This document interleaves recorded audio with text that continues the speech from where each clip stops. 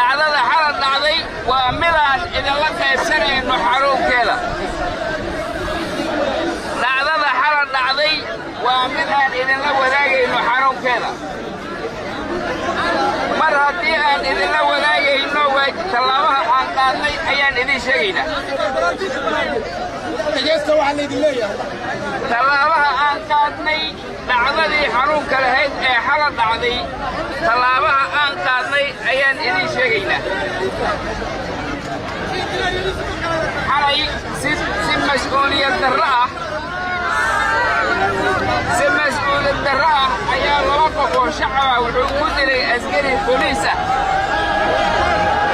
askariga booliiska ah ee dilay shacabka Soomaaliyeed laayay ayaan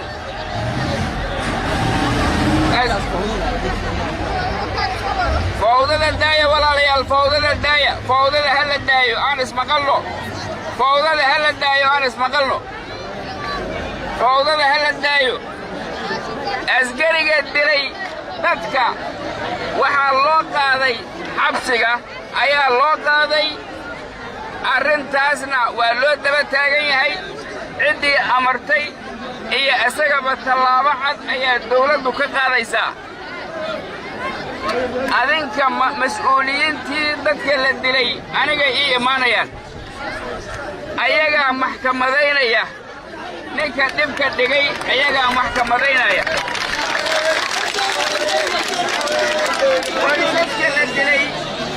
qoysaska laga dilay dadka iyo aniga oo isku safa ayaa maxkamad la fuulayna. waxaan rabaa mar haddii intaasu dhacday madaxda dawladdu sida aan u muujinayo ayay ila qabaan oo aniga ayaa codkooda ku hadlaya. tallaabooyinka kale ee khaladaadka ah oo aan ahayn tii xalay oo keliya ayadana dawladdu way ka fadhidaa go'aanaa laga soo saari doonaa. dhammaan waxyaabaha bulshada xadgudubka ku ah oo ay ka mid tahay bandowga, ay ka mid tahay cadaadisyada faraha badan. arrintaas dawladdu talay ka leedahay. go'aanno ayaana ka soo bixi doona. go'aannada soo bixi doona aan dhowrno. waxaan doonayaa oo kale inaan idiin sheego annagu adinka ayaan garabkiinna nahay. waxaan ku dhisnay laamiga, waxaan ku dhisnay lacagtii adinka laydinka qaaday ayaa laamiga idinkugu dhisnay. haddii nin daalim ah oo wax bi'iyo, daalimka ciqaabta in asaga loo ciqaabo waaye, laakiin lacagtaadii adiga aad bixisay inaad baabi'iso ma aha. sidaas darteed laamiga iyo meelaha danta guud oon annagu leenahay oo canshuurtiinna lagu dhisay aan wada ilaashanno. cid kasta oo edeb darro iyo wax aan munaasab ahayn kula kacda bulshadana sida aad dareenkiinna u muujinaysaan ayaan idinkaga mahadcelinaya. khaladaad kasta oo dhaca si nabada ayaan ku muujinaynaa sida aynaan u oggolayn.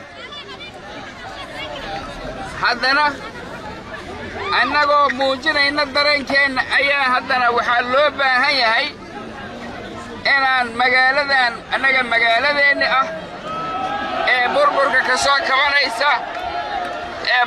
ka soo kabanaysa inaanaan burbur u soo celin oo aan taxadirkeeda lahaanno.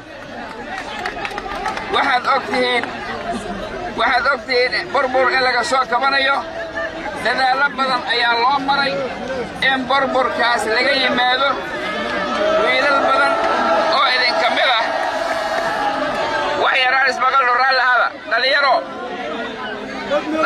raalli ahada. bandowga waan ka hadlayaa. bandowga waan ka hadlay. aan ku celiyo mar kale dhegaysta. bandowga aamusa aan idinla hadlo dhegaysta.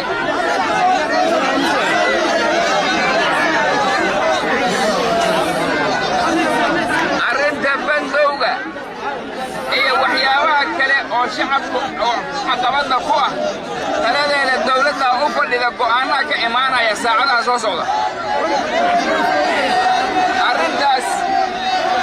arrintaas ayaa waxaan doonayaa farriintaas inaad iga qaadaan ninkii shacabka Soomaaliyeed ku xadgudba dhibaato abuura waxaa loo baahan yahay sidaad hadda u muujiseen dareenkiina inaad u muujisaan shacab iyo dawlad waa ka wada safarnahay in qof muwaadin ah oo Soomaaliyeed la dilo oo lagu fududeeyo dilkiisa waxaad ogtihiin cadow aan nahaya cudur ayaan nahaya cadow ayaan nahaya ma ahan inaan dil kale ugu sii darro dadka Soomaaliyeed arrintaas waa arrin aan aad uga xunnahay waa arrin aan looga hari doonin qofka sameeyey waa arrin loo maxkamadayn doono ehelada dadka la dilayna waxaan doonayaa in la ila soo xiriiriyo oo maamulka degmada oo ii keeno haddii rabbi idmo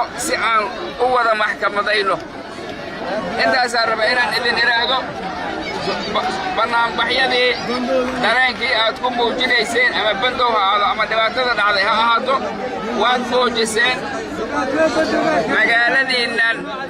magaaladiinna ha burburinina yaan la idinku dirin horumarkiinna aad iyo aad aad u mahadsantihiin si tartiiba akhlaaqnimo iyo dadnimo ay ku jirto inaad danihiinna u qabsataan ayaan idinka codsanayaa intaasaan raba inaan idin sheego billahi tawfiiq wasalaamu calaykum waraxmatullah